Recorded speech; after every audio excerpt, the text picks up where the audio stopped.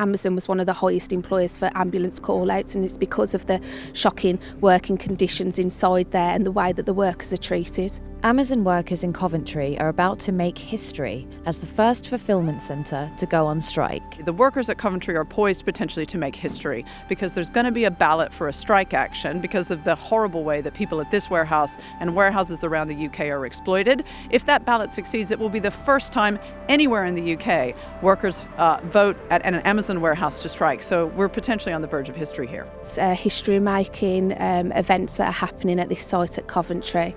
The union have been coming and organising for around 10 years now at sites like this, and the workers have had enough and started to stand up against Amazon. Poor conditions and low pay have forced Amazon warehouse workers in the UK and 40 other countries to stage protests timed to coincide with the Black Friday sales, one of the company's biggest shopping days of the year. Obviously, nobody wants to strike unless their backs are absolutely against the wall, and it is terrible conditions that have driven workers to this point. These workers have not had a pay rise in something like 3 years, and in August, Jeff Bezos, a man who literally has enough money to put rockets into space, offered people as little as 35p an hour. We all know what inflation is. That is a real terms pay cut. People here are afraid that they can't heat their homes, and so people are so desperate that they started to walk out, and now they're organizing for this strike and this ballot. The reason that and it's not just that the pay is too low, the work is incredibly stressful, it's difficult, and people work in a fishbowl of total surveillance. They're managed by an algorithm, essentially, that squeezes every minute out of every day. If you've heard of Amazon workers feeling so pressured that they have to urinate in a bottle, for example, they have to do that because of something called time off task, which says that if you go idle for too many minutes in a day, then Amazon's going to penalize you and potentially fire you. So people are fed up. They're saying they've had enough is enough, and they're coming together potentially to vote for strike. So if you've been off so many times in so many months, you have an attendance review. I'm actually sitting on a letter of concern now because I went off with my shoulder, and also went off because I'm diabetic. I went off when I couldn't get my tablets. So during that time, obviously it was during COVID, I was struggling to get my prescription from my doctor because obviously he wanted to do a checkup on me, and I couldn't get that time to go and see him. It wasn't the times he was offering to see me because obviously the surgery was closed. I couldn't fit in with work, so I lapsed on my tablets, but because of that my health went down. So when I came back to work, I was only off for like 1 day, and then I managed to get my prescription. But that 1 day triggered a letter of concern. So if I have any more time off between now and I think it's the end of December, then I'll be in, and it will be a formal warning. A normal day in an Amazon warehouse, if you're, for example, a picker, would mean that you kind of clock in, you've got pass through a metal detector, and then you go under the glare of the cameras, and you've got potentially hundreds of pieces in the course of a day that you've got to pick and deal with and sort. And as I say, the targets will change. These algorithmic targets, they change. You don't necessarily know what they are. You just know that if you fall behind, or if you take too long to get to the bathroom, which is many, many minutes walk away, that you might lose your job. So you're under this intense pressure.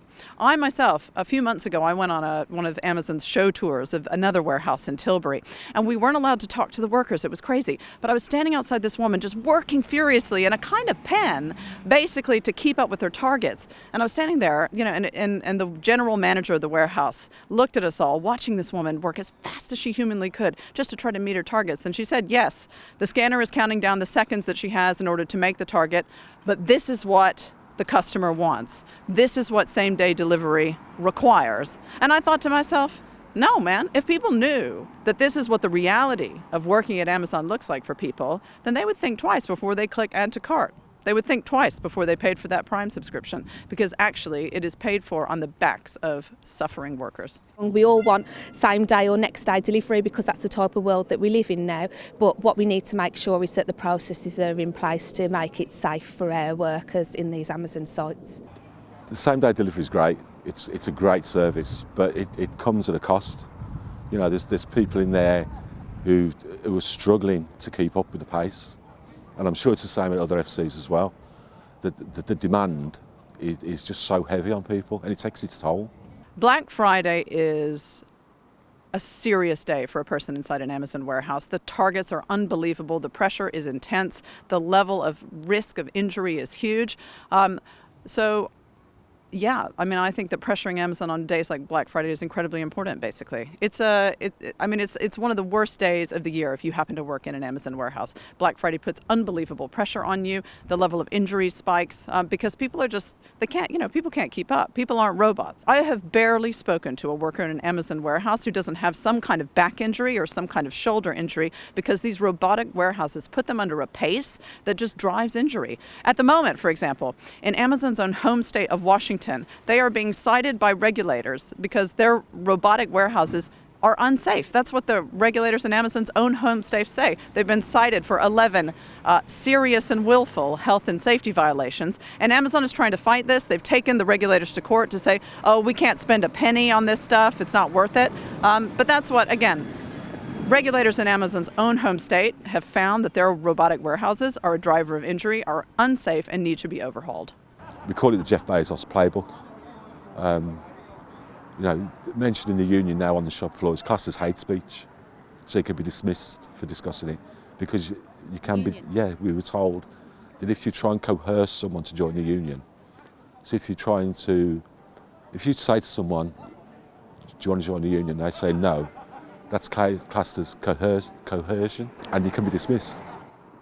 Or people aren't being given enough time to take, adequate breaks. So it's taking them too long to get from one end of the centre to the other end of the centre. And then actually we've got to a stage where Amazon were stopping their colleagues from even reporting things to the ambulance. They were stopping them from calling the ambulances out, and they wanted them to go to a line manager first. So you could have somebody that's your colleague there, having a heart attack on the shop floor, and Amazon want you to go and report it to the line manager before you go out and report it or ring an ambulance. You're stood on your feet for 10 hours a day. And I know, don't get me wrong, I know it's not brain surgery, we're just opening boxes or filling boxes, but it's a long day. It's a long day. When you go out of there, on average at the moment, I'm doing about between 15,000 and 18,000 steps a day. And it gets tiring. When they offered us the 50p raise, well, it wasn't even an offer, it was being implemented. It just got everyone's backs up. There'd been rumours of what we were going to get offered, which all sounded good, but obviously it was all Chinese whispers. And then the day they said we were getting 50p, it was just shocking. Not even 12 months ago we were essential workers, and now here we are, told we're suddenly unskilled again. And there just seems to be a pattern running through the country. Postmen, refuse collectors, train drivers. It seems everyone who worked through the pandemic is suddenly now asking for more money, and they deserve more money. It's about pay and conditions. So there's a lot of issues around health and safety in the way that the workers have been treated, but also it's the fact that they're getting paid a very, very low wage for a job that's very difficult and very demanding, and this employer is making some of the biggest profits that we've seen. Employees in dozens of countries, from Japan to India, the US and across Europe, are demanding better wages and conditions in a campaign called Make Amazon Pay. We're treated like robots. I mean, there's people older than me in the building and they're expected to do the work that 20-year-olds are struggling to do. The health and safety is a joke. The building is basically falling apart, and yet they carry on saying that safety is their main concern. And it's not. They push us when they want to break records or targets, and our safety goes out the window. Profits at Amazon Services UK have soared by 60% to £204 million, with revenues growing by just over a quarter to more than £6 billion last year.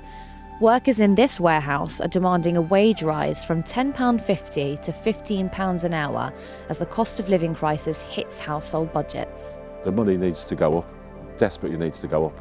While we were working through COVID, the shares were going through the roof, and now shareholders were literally warming their hands when they were seeing the FTSE go up, and here we are, we're struggling to live. People shouldn't have to work 60 hours just to pay their bills. You know, if you work 40 hours a week in a normal job, in a business that's making a lot of money, you should be able to pay your bills at the end of the week. We reached out to Amazon for comment. A spokesperson said there were many toilets available on site and that safety is their priority, adding that the company has over 50% fewer injuries on average than other transportation and warehousing businesses in the UK. Amazon also stressed, as will be the case with all businesses, they have a sick leave policy. The spokesperson said, "We appreciate the great work our teams do throughout the year, and we're proud to offer competitive pay which starts at a minimum of between £10.50 and £11.45 per hour, depending on location. This represents a 29% increase in the minimum hourly wage paid to Amazon employees since 2018. Employees are also offered comprehensive benefits that are worth thousands more, including private medical insurance, life assurance, subsidised meals, and an employee discount, to name a few. On top of this, we're pleased to have announced that full-time, part-time and seasonal frontline employees will receive an additional one-time special payment of up to £500 as an extra thank you."